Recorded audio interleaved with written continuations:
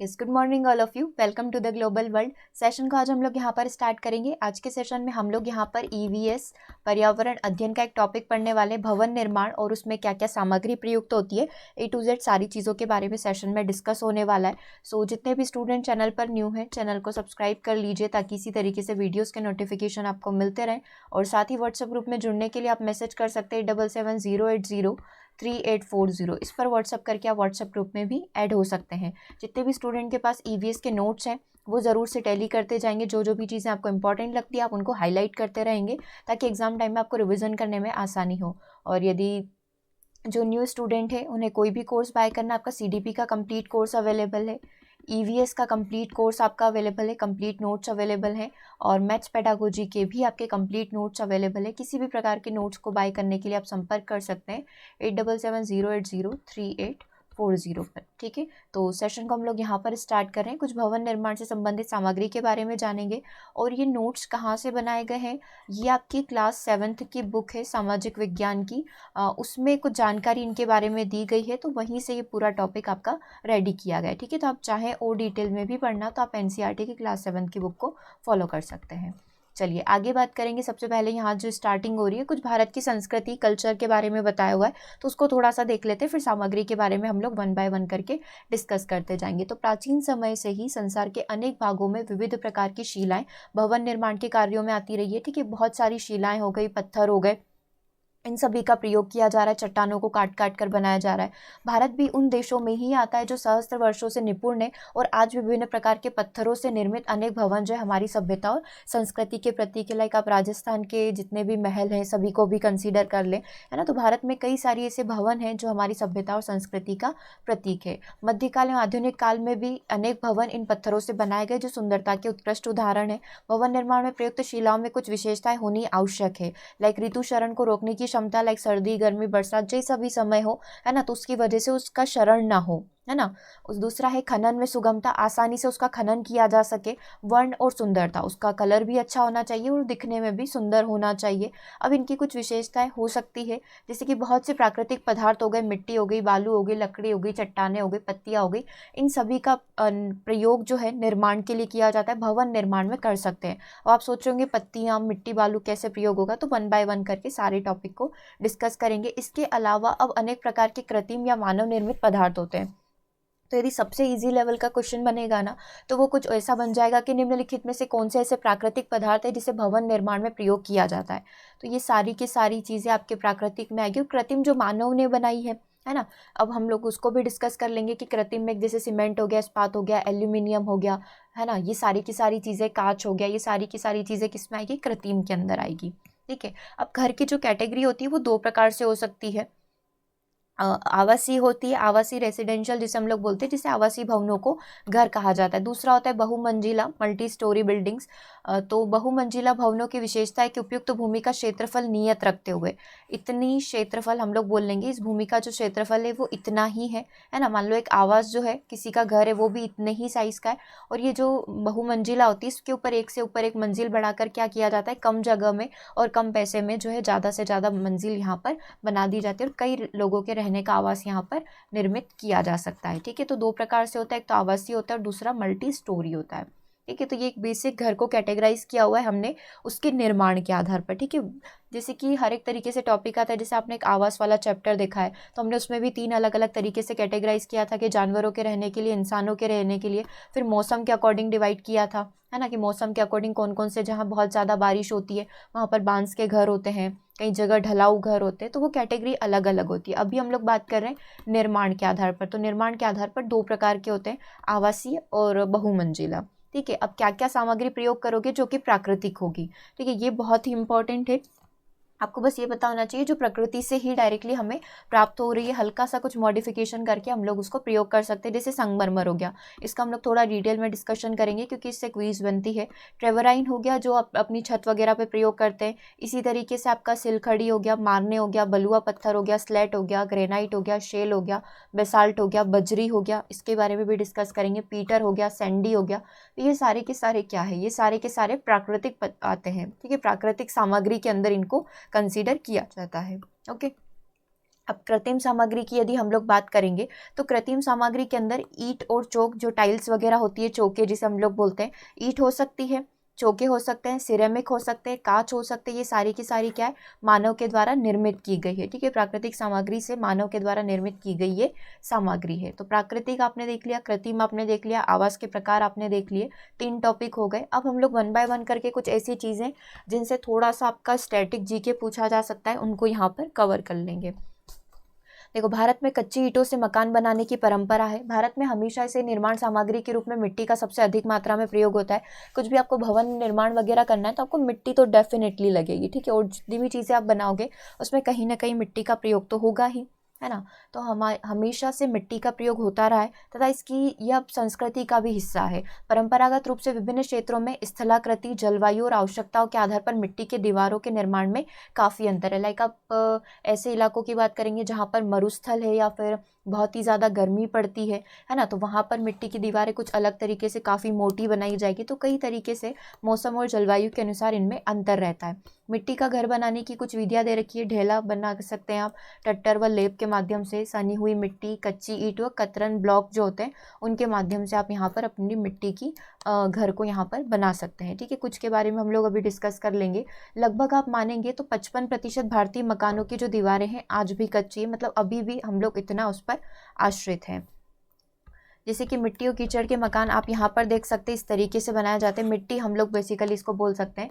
तो भवन निर्माण सामग्री मिट्टी का भारतीय संस्कृति से गहरा संबंध है। ठीक है, इन मकानों के कई सारे लाभ होते हैं। एक तो ये तापरोधी हो जाते हैं। अगर आप इन घर के अंदर बैठोगे तो आपको काफ़ी ठंडी फीलिंग आएगी, आपको इतनी गर्मी नहीं लगेगी। यदि आप किसी भी एक पक्के मकान के अंदर जाते हैं तो आपको फैन वगैरह सब कुछ नीड होती है, लेकिन इसमें कंपेरेटिवली इतनी नीड नहीं होती है, क्योंकि ये जो मिट्टी होती है ये तापरोधी होती है। मिट्टी आसानी से अवेलेबल भी हो जाती है और मिट्टी के प्रकारों की वजह से घर में काफ़ी सुंदरता आपको देखने को मिल सकती है। ठीक है, तो ये मिट्टी से बने हुए मकान हो गए। चट्टान और शेल की यदि हम लोग बात करेंगे तो चट्टान शेलें पृथ्वी की ऊपरी परत से मिलने वाले पदार्थ, कौन कौन से पदार्थ हो सकते हैं? ग्रेनाइट हो सकता है, बलुआ पत्थर हो सकता है। बलुआ पत्थर के समान कठोर प्रकृति के जितने भी पत्थर होते हैं उनको उनसे मिलती है ना। कोमल चट्टान अथवा ये जो सारे प्रकार है इन्हें क्या कहा जाता है? शेल या फिर चट्टान हम लोग बोल सकते हैं। दूसरे पॉइंट की यदि बात करेंगे तो चट्टानों से भवन निर्माणकारी सामग्री प्रत्यक्ष और अप्रत्यक्ष रूप से प्राप्त हो जाती है। सभी प्रकार के भवनों की निर्माण सामग्री का एकमात्र स्रोत आपका क्या होगा? चट्टान और शेल है। किसी भी प्रकार के भवन निर्माण करना है तो आपको इन्हीं की जरूरत पड़ेगी, जैसे ग्रेनाइट हो गया, बलुआ पत्थर हो गया, संगमरमर हो गया, स्लेट आदि हो गया। मिलेगी तो इनसे कोई इनके रूपांतरित होकर मिलेगी, है ना। किसी भी तरीके से अलग अलग प्रकार से ताप दाप के परिवर्तन से मिलेगी, लेकिन बेस होगा, आधार होगा, वो आपका क्या होगा? चट्टान शैली होंगे। आपने चट्टानों के 3 रूप भी देख लिए कि परिवर्तित होकर आपको किस किस रूप में मिलती है। शैलों के विभिन्न रूपों को आप भारतीय विरासत मीनारों में भी देख सकते हैं। दिल्ली व आगरा का जो लाल किला हो गया, लाल बलुआ पत्थर से, तथा आगरा का ताजमहल जो है सफ़ेद संगमरमर से यहाँ पर निर्मित है। ठीक है, तो ये जो सब आधार हो गया कहीं से भी किसी भी प्रकार के घर का बनने का, वो आपका चट्टान शेल ही होगी।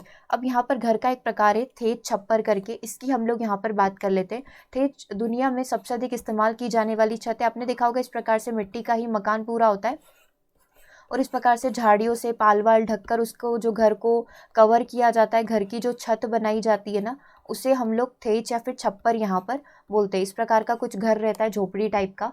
अगर आप ग्रामीण दक्षिण भारत में यात्रा कर रहे हैं तो आप इस वास्तुकला को देख सकते हैं। आप उस छत वाली झोपड़ियों में कदम रखेंगे और आप देखेंगे कि इसका जो अंदर का भाग हो, मतलब अंदर जो है काफ़ी ठंडक रहती है। थेच रूफिंग एक पारंपरिक रूफिंग की विधि है। रूफिंग मतलब ये छत डालने की विधि है। मतलब पत्तियों को देखकर आप जितनी भी हमारी सूखी पत्तियां होती है ना, उन सभी के माध्यम से आप छत का यहाँ पर छत पर डाल सकते हैं, पाल वगैरह ढक सकते हैं। जो प्राकृतिक वनस्पति जैसे पाल हो गया, ताड़ के पत्ते हो गए, पानी के नरकटों आदि का प्रयोग करके आप प्राकृतिक छत का यहाँ पर निर्माण करते हैं। ये आप यहाँ पर देख सकते हैं, ये यहाँ पर बनाई गई है पूरी इस तरीके से। देखो अब इसके बारे में थोड़ा सा देख लेते हैं। आधुनिकीकरण के साथ साथ थेच को गरीब आदमी की सामग्री के रूप में देखा गया है। मतलब अगर किसी का ऐसा घर होगा तो ऐसा कंसीडर किया जाता है कि व्यक्ति काफ़ी ज़्यादा गरीब है ना। लेकिन ये पारंपरिक समय से ये वाली प्रथा चली आ रही है। यह समय के साथ साथ कला लुप्त होती गई और हमारे आधुनिक शहरों में शिल्प जो है, इस तरीके की जो कलाकृति है वो पूरी तरीके से गायब हो गई है। आधुनिक निर्माण में थेच का उपयोग करने में एक और बाधा यह है कि इसमें आग लगने का काफ़ी ज़्यादा खतरा होता है, इसलिए अधिकतर लोग इसका प्रयोग नहीं करते। लेकिन कई सारी तकनीक है, कई सारी टेक्निक्स है जिसके माध्यम से जो है इसको आग लगने से रोका जा सकता है, जैसे कि थेच के नीचे एक एल्यूमिनियम की पन्नी बांध दी जाए, है ना, अग्निरोधी स्प्रे का इसके अंदर प्रयोग किया जाए और थेच के नीचे की ओर एक गैर दहनशील रॉक ऊन स्लैब का यहाँ पर प्रयोग कर लिया जाए, जिसके वजह से इन जो झोपड़ी है इनमें कभी भी जो थेच है इसमें कभी भी आग नहीं लगेगी। ठीक है, तो ये दूसरा प्रकार हो गया, मिट्टी के घर हो गया, हमने थेच देख लिया। नेक्स्ट टाइप की हम लोग बात करते हैं, आगे हम लोग यहाँ पर बात करते हैं लकड़ी के भवन की। लकड़ी के जो घर बनाए जाते हैं, भवन निर्माण सामग्रियों में से सबसे एक आम प्रकार होता है लकड़ी का। लकड़ी का एक प्राकृतिक संसाधनों में से एक प्रकार है, क्योंकि डायरेक्टली प्रकृति से ये प्राप्त हो रहा है ना, मानव निर्मित में नहीं आएगा। लकड़ी में थर्मल इंसुलेशन गुण होने के साथ साथ ये शक्ति और सापेक्ष भी समाहित है, क्योंकि इसमें हम लोग बोलते हैं ना इंसुलेशन की प्रकृति होती है, करंट वगैरह नहीं लगता, इंसुलेटर होता है लकड़ी एक, है ना, कुचालक होता है। लकड़ी जलाऊ लकड़ी होने के साथ साथ भवन निर्माण में भी इसका प्रमुखता से प्रयोग होता है। अलग अलग तरीके से इसका अनेक प्रकार से हम लोग इसमें प्रयोग कर सकते हैं, जैसे कि शटरिंग में, खिड़कियां बनाने में, दरवाजे बनाने में और फ्लोरिंग में भी हम लोग इसका प्रयोग कर सकते हैं। ठीक है, आगे हम लोग यदि बांस की बात करेंगे तो यह एक मजबूत और हल्की भवन निर्माण की सामग्री है। भवन निर्माण में बांस का उपयोग विभिन्न प्रयोजनों के लिए किया जाता है, जैसे ही हमें कोई उत्सव वगैरह हो गया तो उसके लिए कुछ बनाना है ना, इस प्रकार से सजावट करनी है तो उसमें भी आप यहाँ पर प्रयोग कर सकते हैं। ठीक है, तो कई तरीके से आप बांस का यहाँ पर प्रयोग कर पाएंगे। ठीक है, इसकी छत भी बनती है और हम लोग बोल सकते हैं कि इसकी फ्लोरिंग वगैरह करनी है तो आसानी से आप इसके माध्यम से कर सकते हैं। अगला जो टाइप है, हम लोग एग्रीगेट की बात कर रहे हैं, हम लोग बजरी की बात कर रहे हैं। तो ये डिपेंड करता है इसके शेप के ऊपर। आपने इसको कई बार देखा होगा, रोड वगैरह बनाने में भी इसका प्रयोग किया जाता है, भवन निर्माण में भी सबसे बेसिक जो नीड होती है वो इसी की लगती है। अब आप इसके बारे में थोड़ा सा डिटेल देखें। बजरी का उपयोग भवन निर्माण के लिए किया जाता है, साथ ही बागवानी जैसे विभिन्न प्रयोजनों के लिए भी इसका प्रयोग किया जाता है। बजरी जो चट्टानों और खनिज के गोल या कोणीय टुकड़े होते हैं, ये गोल हो सकते हैं, कोणीय, इस प्रकार के छोटे छोटे से ये टुकड़े होते हैं। इसका शेप जो है आधारित होता है 4.7 mm से 76.2 mm तक इसका प्रयोग हो सकता है, मतलब इसकी साइज इतनी वेरी कर सकती है। ठीक है, जिस प्रकार की और जहाँ पर जैसी नीड है उस प्रकार की आपको ये मिल जाएगी।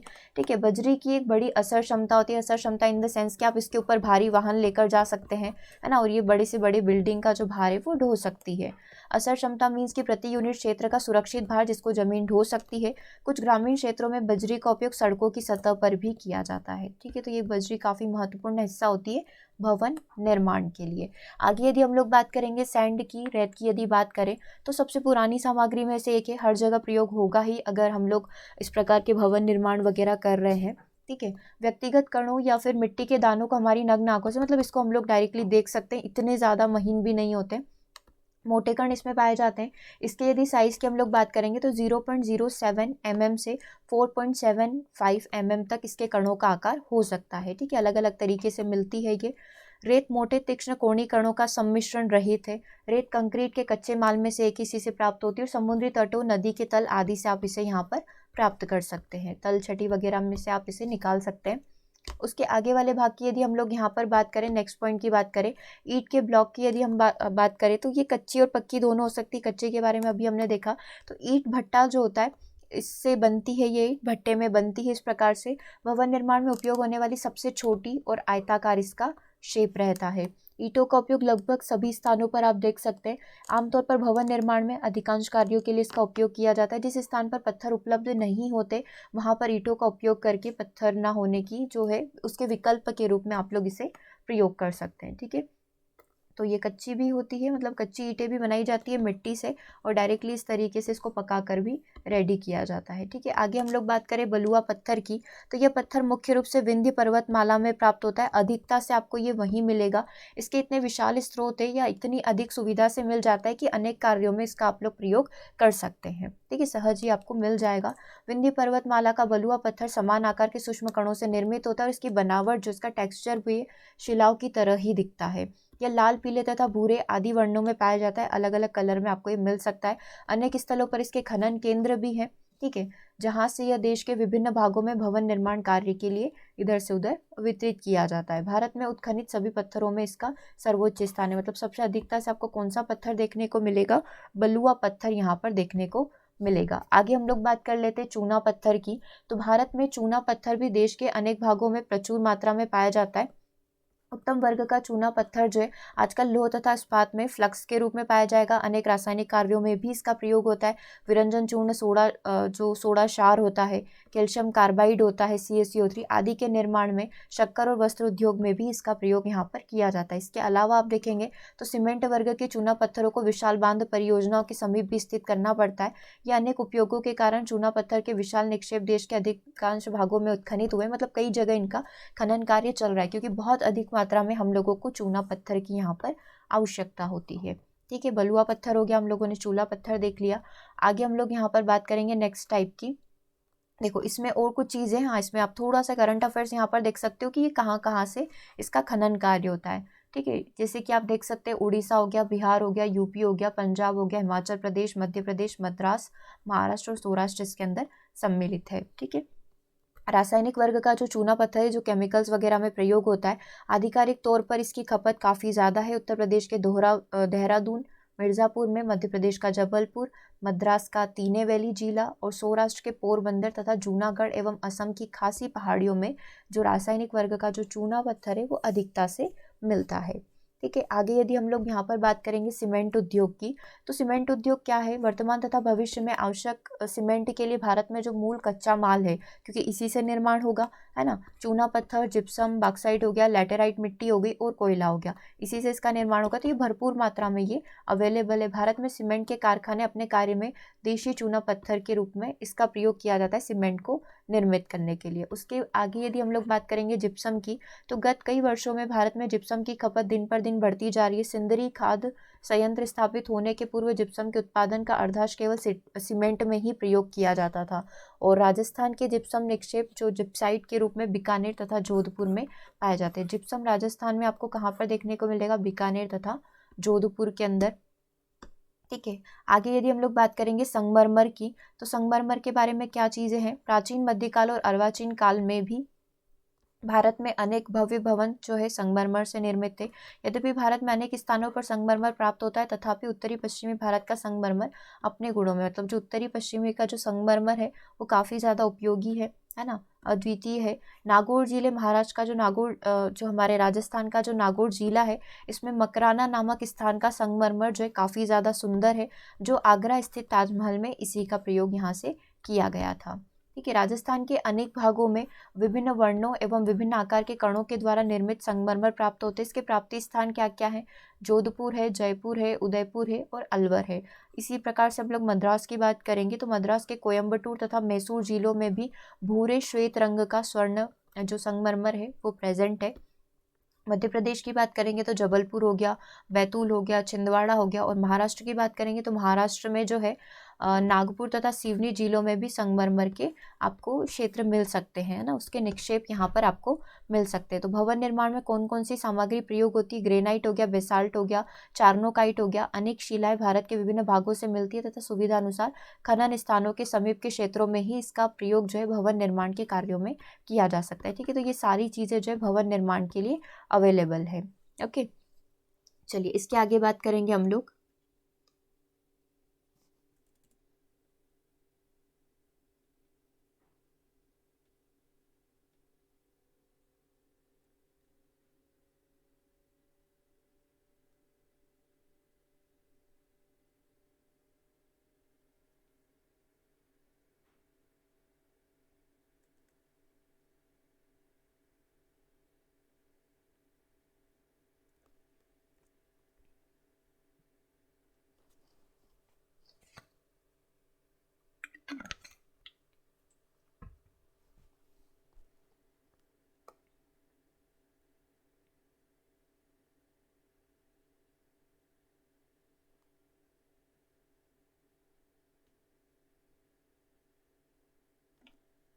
देखो अगला जो टाइप है हमारा है बर्फ से बने हुए घर। अब ये किस तरीके से कार्य करता है? देखो, एस्कीमो की आपने इस प्रजाति के बारे में सुना होगा। एस्कीमो जो प्रजाति है गर्मियों में अलग घर बनाते हैं और ठंड के लिए अलग घरों का ये निर्माण करते हैं। ठंड वाले जो घर होते हैं उसको क्या बोला जाता है? इग्लू बोला जाता है। इग्लू का मतलब ही ये होता है बर्फ का घर। कुछ इस तरीके के इनके घर रहते हैं जो पूरे के पूरे किससे निर्मित होते हैं? बर्फ से ये पूरे निर्मित होते हैं। चूंकि ठंड के दिनों में वहाँ का तापमान -50 चला जाता है और इससे भी नीचे चला जाता है, इसलिए ठंड से बचने के लिए इस प्रकार के इग्लू का निर्माण किया जाता है। ठोस बर्फ के टुकड़ों को आपस में जोड़कर इस प्रकार से गुंबद का आकार दिया जाता है। इग्लू के अंदर किसी व्यक्ति का दम न घुटे, इसके लिए इसमें जो बर्फ होते हैं उसके अंदर छेद भी किए जाते हैं। कई बार इग्लू को बाहर से कंबल से भी कवर कर लिया जाता है ताकि जो अंदर की गर्मी है वो अंदर ही बनी रहे, है ना। इग्लू तूफान आने पर टूटे नहीं, इसलिए इसे गुंबद का शेप दिया जाता है।